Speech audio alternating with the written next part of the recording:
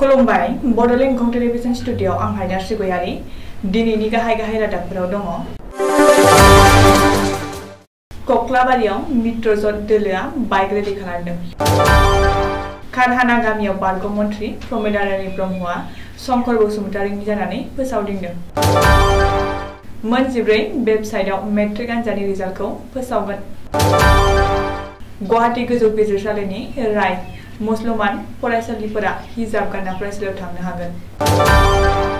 SI जन्मनि राफाखौ arrest खालामबाय। Guwahati नोगोरमायाव petrol डिजेलनि गारिया बन्द जासिगोन। राज्योआव जौनि बेसेना बांबाय। कृतिका बर'आ फेन्सि मिस एन्ड मिसेस इन्डियायाव सेथि रानार आप जादों। तामुलपुराव बिसिखौ बुथारखांनायनि उनाव फिसाया गावबो जिउ फोजोबनानै लादों। दानिया फैदो आबुं रादाबाव।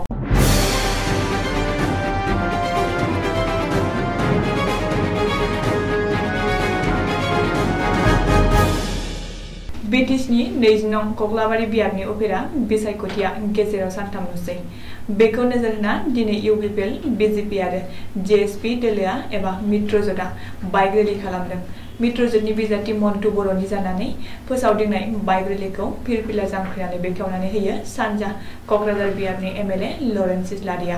मित्रजोटनि बे बाइक रेलियाव सिडलीनि एमएलए जयन्त बसुमतारी, बिटिसिनि गोबांसा इएम आरो एमसिएलएफोरजों लोगोसे गं 400-500सो बाइक सालायगिरिफ्रा बाहागो लायो। कक्लाबारि उफेरा बिसायख'थिनि फोसावदिंनायखौ लोब्बा लाना मित्रजोटनि बाइक रेलिखौ बेखेवना होनाय एमएलए लरेन्स इस्लारिया खौरांगिरिजों मोगा-मोगियाव फोरमायदों दि मित्रजोटनि बिजाथि मन्टु बर'आ गोबांथार बिबांनि भट लाना देरहागोन। कक्लाबारि ओनसोलाव बेबादि मोनसेबो गामि गैया जेराव इउपिपिएल आरो मित्रजोटनि सोद्रोमाफोरा हाबाखै। दिनैनि बाइक रेलिया देरहासारनायनिसो रेलि। गोबांथार भट मोननानै देरहासारनो थाखायसो मित्रजोटआ खामानि मावगासिनो दं होननानैबो लरेन्स इस्लारिया बुंदों। मख'नो गोनांदि कक्लाबारि बियाबा बिटिसिनि चिफनि मासिमोन, बेनिखायनो मन्टु बर'आ उफेरा बिसायख'थियाव देरहालाङोब्ला मोनसे मोजां खाबु होनो थाखाय चिफ प्रमद बर'आ खोथा होदों। जाहाथे बे खाबुनि जोहै मन्टु बर'आ बियाबनि जौगाखांनायनि खामानिफोर मावनो हायो होननानैबो लरेन्स इस्लारिया खौरांगिरिनि सिगाङाव फोरमायदों। 22 नं कक्लाबारि बियाबनि उफेरा बिसायख'थियाव बिपिएफनि बिजाथि शंकर बसुमतारिनि जानानै फोसावदिंनायाव बिपिएफनि गागि दैदेनगिरि आरो बारग' मन्थ्रि प्रमिला रानी ब्रह्मआ बाहागो लागासिनो। बारग' मन्थ्रि प्रमिला रानी ब्रह्मआ दिनै कक्लाबारि बियाबनि बेन्दोङाव थानाय कारहाना गामिनि रायजो राजाफोरजों सुखु-दुखुनि बागै सावरायलायदों। मख'नो गोनांदि शंकर बसुमतारिया सासे सादा-सिदा सुबुं। कक्लाबारिनि रायजो राजाफोरा शंकर बसुमतारिखौ जोबोर मोजां मोनो। सिगांनिफ्रायनो बिपिएफआ शंकर बसुमतारिखौ लुबैखादोंमोन, नाथाय राजखान्थि हाल-साला आलादा जानायनि थाखाय बयखौबो खुसि खालामनो हायाखैमोन होननानै प्रमिला रानी ब्रह्मआ बुंदों। बबेखानि खुंथाय गोहोआव थानाय दोलोआ कारापसन खालामोब्ला आरो आयेन बेरेखा खामानि मावोब्ला आलादा जानो हागौ, नाथाय बिसायख'थिखौ बिसायख'थि बायदियै हगार हरोब्ला शंकर बसुमतारिनि देरहानाया रोखा होननानै प्रमिला रानी ब्रह्मआ दाबि खालामदों। ओरैहाय गोबाव सम मन्थ्रि जाना थानाय समाव कारहाना गामिनि सुबुंफोरा आंखौ खाथियाव नायनो लुबैब्लाबो नुवाखैमोन, टिभिफोरावसो नुबाय थादोंमोन। दिनै खाथियाव नुना जोबोर खुसि जादों होननानैबो बारग' मन्थ्रि प्रमिला रानी ब्रह्मआ खौरांगिरिनि सिगाङाव फोरमायदों। 7 जुन खालि फोसावगोन देग्लायनि मेट्रिक आरो हाइ माद्रासा आनजादनि रिजाल्ट। फुंनि 10 रिंगानाय लोगो लोगो मेट्रिक आनजादनि रिजाल्टखौ मोननो हागोन। मैया गिबि मन्थ्रि डक्टर हिमन्त बिश्व शर्माया टुइटाराव टुइट खालामनानै बे खौरांखौ फोसावदों। मोन 14 वेबसाइटआव फोसावगोन मेट्रिक आनजादनि रिजाल्ट। मख'नो गोनांदि गिबि मन्थ्रिया मेट्रिक रिजाल्टनि बागै टुइट खालामनायनि उनावनो सेबाया मोन 14 वेबसाइट फोसावदों। देग्लायनि मेट्रिक आनजादनि रिजाल्टखौ मोन 14 वेबसाइटआव फोसावनो थियारि खालामदों सेबाया। मेट्रिक आनजादनि रिजाल्ट फोसावगोन वेबसाइटफोरा जादों results.sebaonline, resultsasam.nic, indiaresults.com। सेबानि रिपर्ट बादिब्ला देग्लाय 4,19,887 फरायसाफोरा मेट्रिक आनजाद लिरदों। बेनिनो 1,95,180 सायाव फरायसुला आरो 2,24,706 सायाव फरायसुलिफोर। गुबुन फारसेथिं 11,245 सा फरायसाफोरा हाइ माद्रासा आनजाद लिरदों। बेनिनो 4,199 फरायसुला आरो 7,400 साया फरायसुलिफोर। मुसलमान फरायसुलिफोरा हिजाब गाननानै फरायसालि आरो सोलोंथायारि फसंथानफोराव थांनो हागोन। बे रायखौ होदों गुवाहाटी गोजौ बिजिरसालिया। हादरनाङै हिजाबखौ लाना दान्थे-बिदान्थे सोलिगासिनो थानाय समावनो मुसलमान फरायसुलिफोरा हिजाब गानना फरायसालियाव थांनो हागोन होननानै गुवाहाटी गोजौ बिजिरसालिया राय होदों। मख'नो गोनांदि बाकातनि कृष्ण जयति गोजौ फरायसालिनि सासे फरायसालियाव हिजाब गानलांनायनि सायाव गुवाहाटी बिजिरसालिया राय होनानै फरायसालिया हिजाब गानलांनो हागोन होननानै फोसावदोंमोन। रिपर्ट बादिब्ला 2013 मायथाइयाव फरायसालिनि नार्सारि थाखोनि सासे फरायसुलिया हिजाब गानलांनायखौ फरायसालिनि खुंथाया होबथादोंमोन। नाथाय फरायसुलिनि बिमा एलि आहमेदा बेनि हेंथायै गुवाहाटी गोजौ बिजिरसालियाव गांसे एजाहार थिसनदोंमोन। एलि आहमेदा आसाम सरकारनि चिफ सेक्रेटारि, हायार एडुकेशननि डाइरेक्टर, हायार एडुकेशननि डाइरेक्टर, सेबा गलाघाट जिल्ला बेंगिरि, गलाघाट जिल्ला फरायसालि नायगिदिंगिरि IS, फरायसालि सामलाय आफाद, कृष्ण जयति गोजौ फरायसालिनि गाहाय फोरोंगिरि, कृष्ण जयति गोजौ फरायसालिनि हेंथायै WPC 2090-13 नम्बराव केस थिसनदोंमोन। 13 बोसोर गोजाम बे केसनि सायाव गुवाहाटी गोजौ बिजिरसालिया राय होनानै मुसलमान फरायसुलिफोर हिजाब गानना फरायसालियाव थांनो मोनगोन होननानै फोसावदों।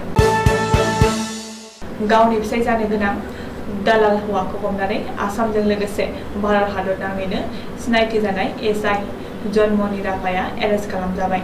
गावनि फिसाय जानो गोनां हौवा राणा पकाकजों लोगोसे माखासे सुबुंनिफ्राय रां जाख्ल'नायनि दायाव SI जन्मनि राफाखौ दिनै एरेस्ट खालामबाय। माजुलिनि गरमुर पुलिस थानायाव लेन्ट्रि सानथाम सोंनाय फिननाय जेरा खालामनायनि उनाव SI जन्मनि राफाखौ दिनै एरेस्ट खालामदों होननानै SP गौतम बर'आ खौरां बिजोङाव फोसावदों।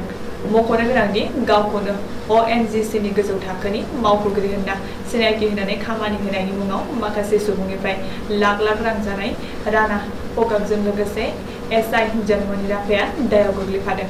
रिपर्ट बादिब्ला पुलिसनि नायबिजिरनायाव SI जन्मनि राफानि मोननै बेंक एकाउन्टआव आयेन बेरेखायै आरो फोरमान गैयालासे 20 लाखनिबो रां जमा जानाय फोरमानखौ मोननो हादों।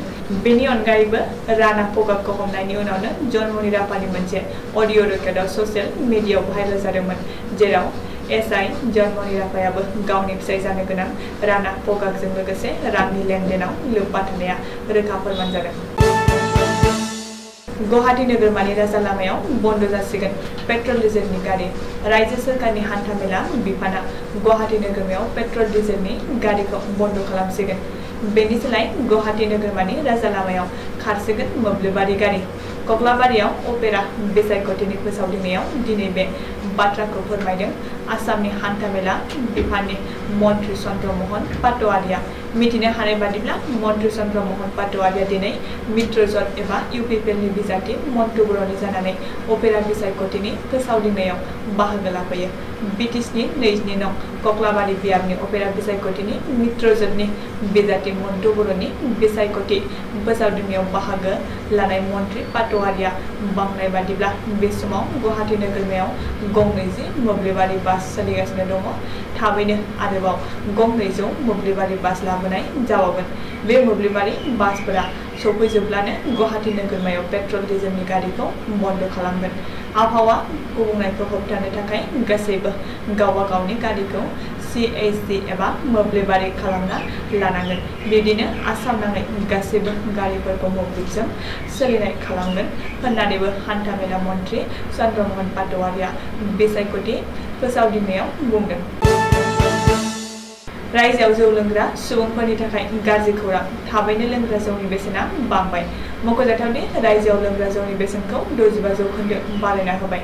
नाथाय जौनि बेसेनखौ रायजोआव बारायना होदोंब्लाबो 15 जुननिफ्रायसो बे राहाखौ लानाय जागोन। अबकारि बिफाना बुंथिनाय बादिब्ला गोदान फोसावलायाव रेगुलार ब्रेन्ड 271 रांनि 750 ml निखौ 90 रां आरो जेनेरेल ब्रेन्ड 307 रांखौ 750 ml जौनि बेसेना 80 रांसो बांदों।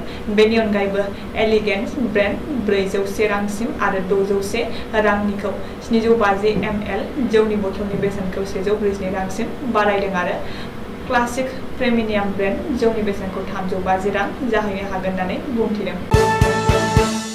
मोनसे गोजोनथाव खौरां बर'नि सासे लाइमोन हिनजावसाया गावनि गोख्रों नांथाब नाजानायनि गेजेरजों गुबुन हादराव खुंफुंजानाय रानार आप जादों। मख'जाथावदि महाराष्ट्रनि नागपुराव खुंफुंजानाय ग्लैमारास लुकआव नलबारि जिल्ला काटाकुसिनि कृतिका बर'आ गावनि नांथाब नाजानायनि गेजेरजों माहारियारि थाखोनि बादायलायनायाव भेनिस मिस आरो मिस्टार इन्डिया सेथि थाखो रानार आप जादों। मोनसे सोमोनांथाव जाथाय बिसि फिसाय सानैनि गेजेराव नांज्लायनाय जाना बिसिखौ बुथारखांनायनि उनाव फिसाया गावबो गावनि जिउखौ अबथिरायै जिउ फोजोबनानै लादों। मख'जाथावदि तामुलपुर जिल्लानि सिङाव थानाय गरेश्वरी आगुरि गामिनि थागिबि जगेश्वर बर' बिस्तिबारखालि हरनि 2 रिंगासो समाव बिसि फिसाय सानैनि गेजेराव दावराव दावसि जालायनानै फिसाया बिसिखौ गोबौ सिखाजों खारस्रि बिरस्रि दाननानै बुथारदों। बेनि उनावनो गावबो गावखौनो खारस्रि बिरस्रि बुथारनानै लादों। जाथायनि उनाव ओनसोलनि सुबुंफोरा गरेश्वर पुलिसनो खौरां हरो। दायो जिउ गोमानाय सानैखौबो पस्टमर्टेमनि थाखाय देहा फाहामसालियाव थिसनथाय होबाय होननानै मिथिनाय जादों। दिनैनि रादाबा एसेनोसै, गोजोन्थों।